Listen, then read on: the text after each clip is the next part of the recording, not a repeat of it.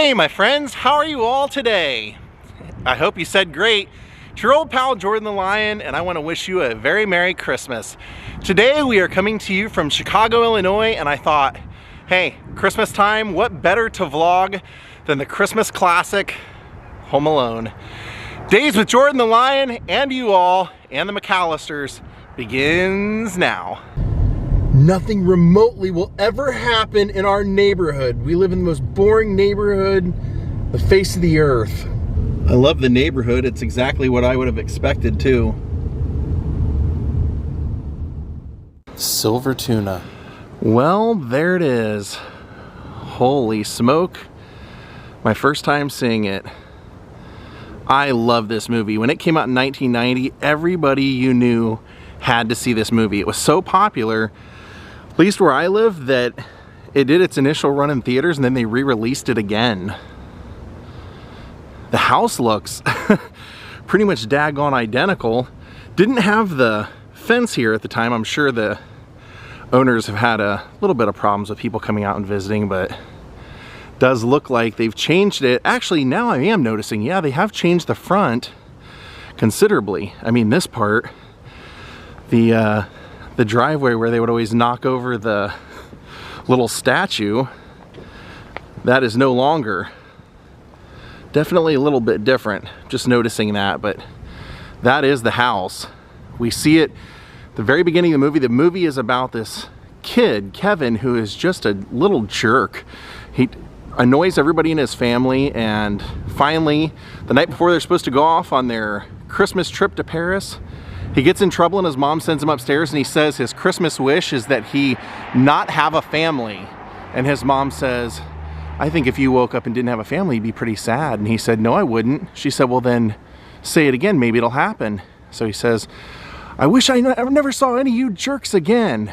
And he goes up to his bedroom up in the attic that he's terrified of to fall asleep. Now, when he falls asleep, they end up having a storm that knocks out the tree, ends up knocking out the power.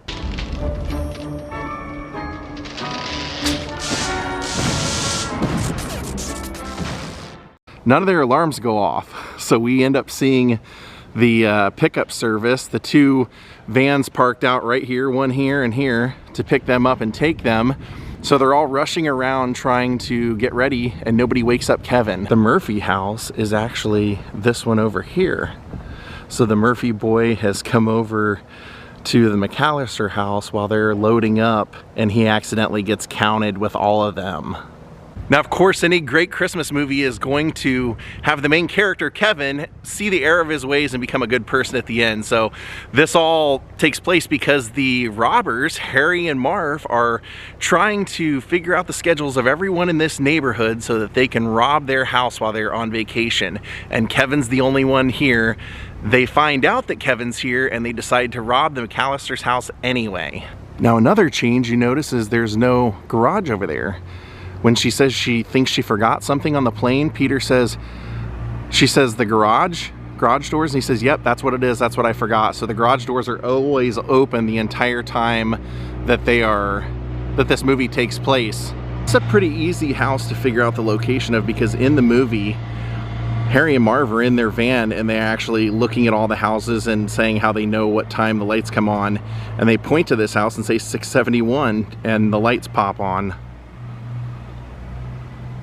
So we see Marv and Harry robbing the Murphy house right here. Their van is parked up here, and that's when we see Marv walking out laughing. And he comes out the little side door over here and he's laughing, and Harry says, you didn't do it again, did you? You left the water running? He says, yeah, that's our calling card, the Wet Bandits. Which eventually leads to them getting caught. But as they're pulling out of the driveway, we see Kevin walking across this driveway and almost gets hit right there. We don't need that kind of heat. Don't tell me what to do, okay? I can do it if I want to. I'm not sick. Hey, watch out! At the intersection. And they notice, they start following him to see where he's going, and they realize that something's up. So this tree was here during the filming, but they also had two little like entrance columns that were kind of right here, because Kevin ends up walking out of the front door once he realizes he's home and everything, he's the man of the house, and he says, "I'm not afraid anymore." And he starts walking straight out here and keeps saying, "I'm not afraid anymore." Hey, I'm not afraid anymore. I said I'm not afraid anymore. And then right when he gets to the two little things right here at the end, that's when he sees the old man next door that he's afraid of, Mr. Marley.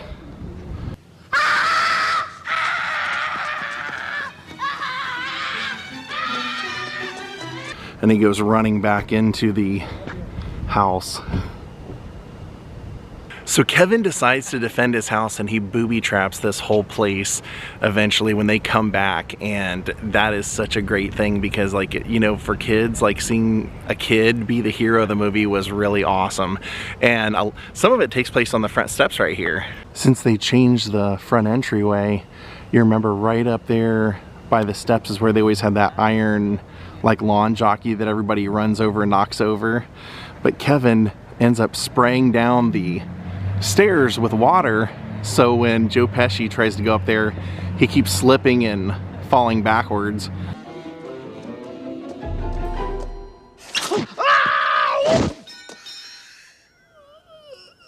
And then when he finally gets up to the front door, Kevin has put that hot iron ring around the door handle.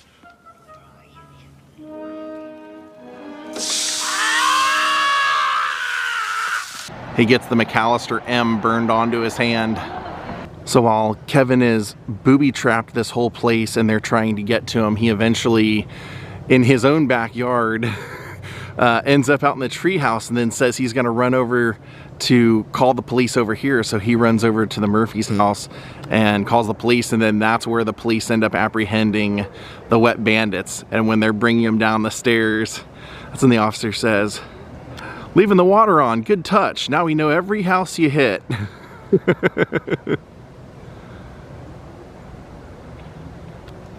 So several times we see people running from the side of the house.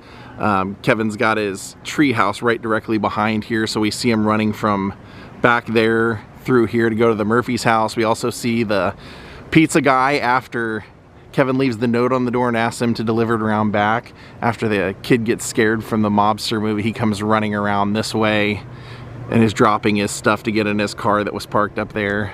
And like I said, it wouldn't be a great Christmas movie if our Scrooge of the movie wouldn't see the error of his ways. And so all he ends up wanting is his family back. So we're gonna go see some of the locations. We're gonna go see where he asks Santa for his family back, and we're gonna go see where he picks up his toothbrush, the church that he goes to pray in, and of course, at the very end, his family returns.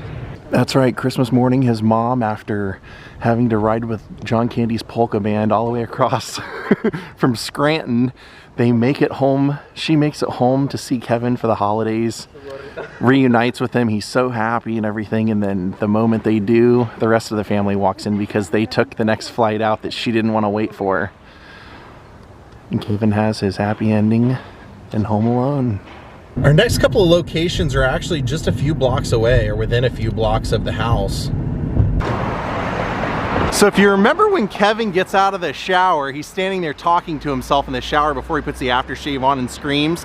And he says that he's having trouble finding his toothbrush, so he's gonna pick one up while he's out today. And I believe this used to be the pharmacy that he picked it up at, because it is no longer here. And you can see this building in the background when he's running away. He comes in here to buy that toothbrush, and as he's in there, he sees Mr. Marley. He says his neighbor that he's terrified of walks up right next to him, and he starts backing out of the store and then basically runs out and steals the toothbrush, and they yell, "Jimmy, get him! We got a shoplifter!" So we see Kevin run out of here. Jimmy comes running out of here and he yells for help from the police officer, and they start chasing Kevin through this park over here.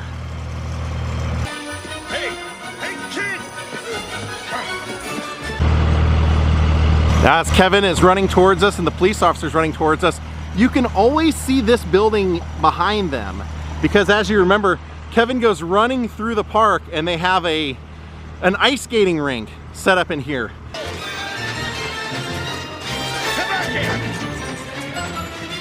And so as he's running through here, that's when he drops and starts sliding across on his knees.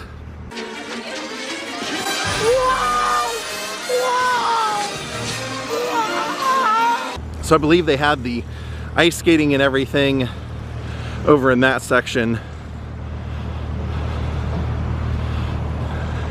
And we get that view of him running and sliding on his knees coming towards us.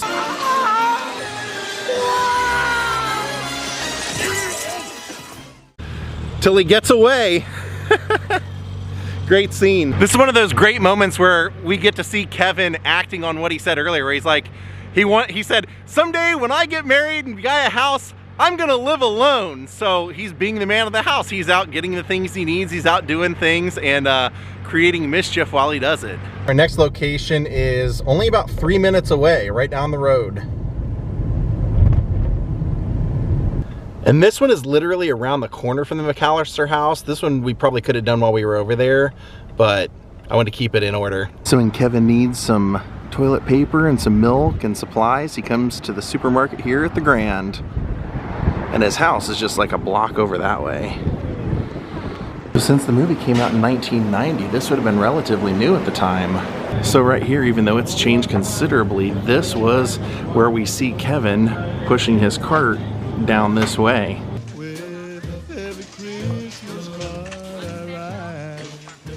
It was the dairy section even then. It looked a lot different, but the way you can tell is because the double doors down here at the end, you can see those in the background.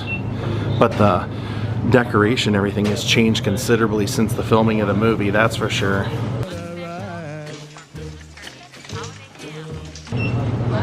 If you look, you can even match up the 2 rows of lights in this scene right here over his head. And when he's turning around the corner to get into line, you can kind of see this behind him.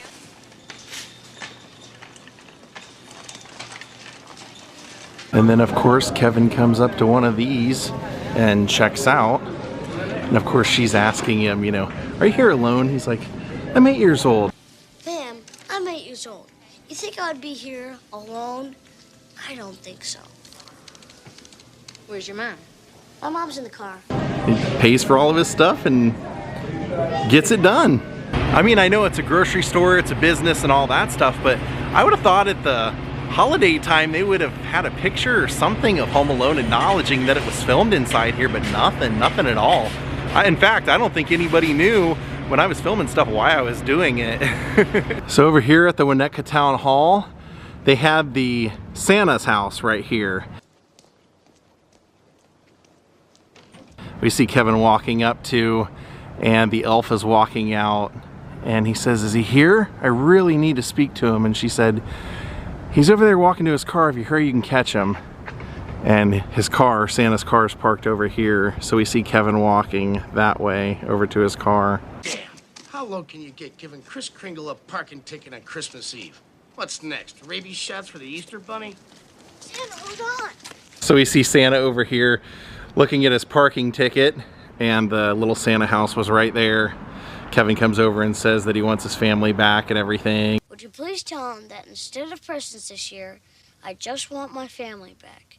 Santa tries to reach around. He's like, I gave all the candy canes to my elf to take home to her boyfriend.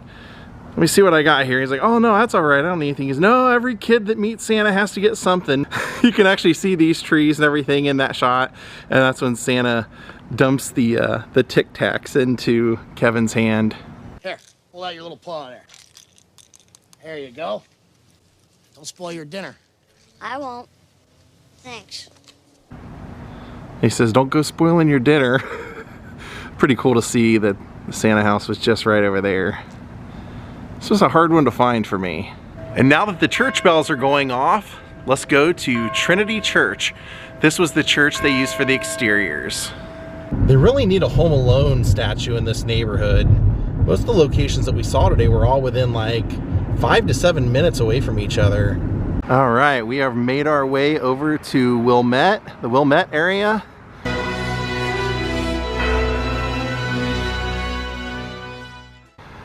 And this is the Trinity Church They use this for the exteriors. When you see Marv and Harry decide to start following Kevin, they want to see what house he's going into. Kevin takes off and doesn't go into his house. They make us believe that this church is right around the corner because we see Kevin coming from this way.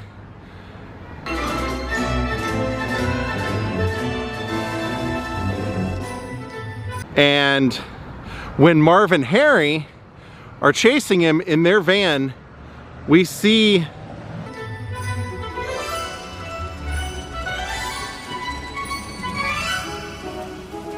that over their shoulder when they're making the turn.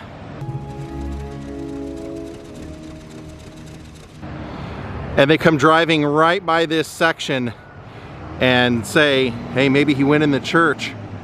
Oh, I'm not going in there. But in reality, right where this nativity scene is, a little further back, actually covering the name of the church, you can see that sign. They were covering that with the nativity scene in the movie. Maybe we're in the church. I'm not going in there. Me neither. Kevin is tucked in where this would be right here, and he's got one of the little robes on. He's hiding in here. But eventually, Kevin comes back here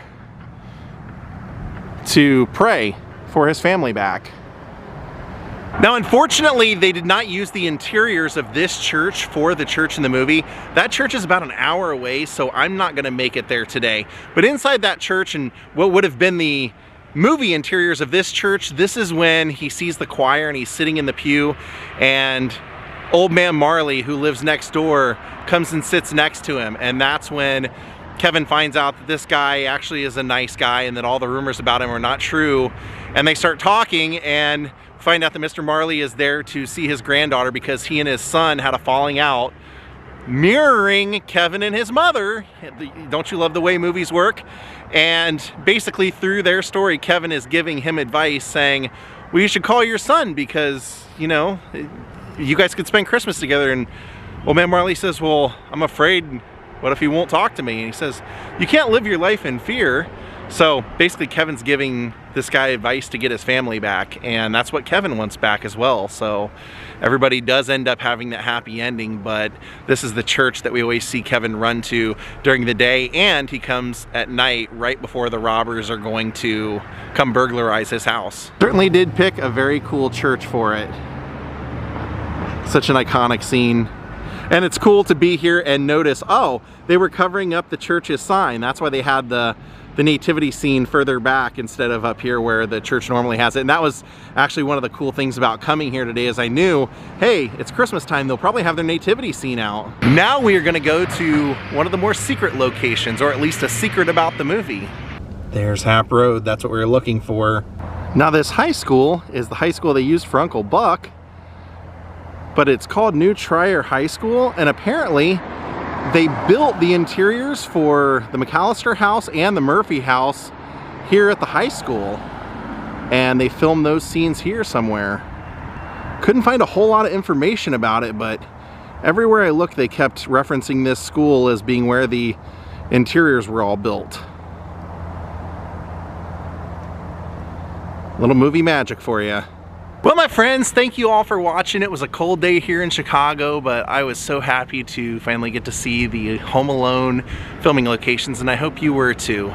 Thank you all for watching. We'll see you all next time. If you're new here, please hit the like button, please subscribe, and ring the bell for notifications.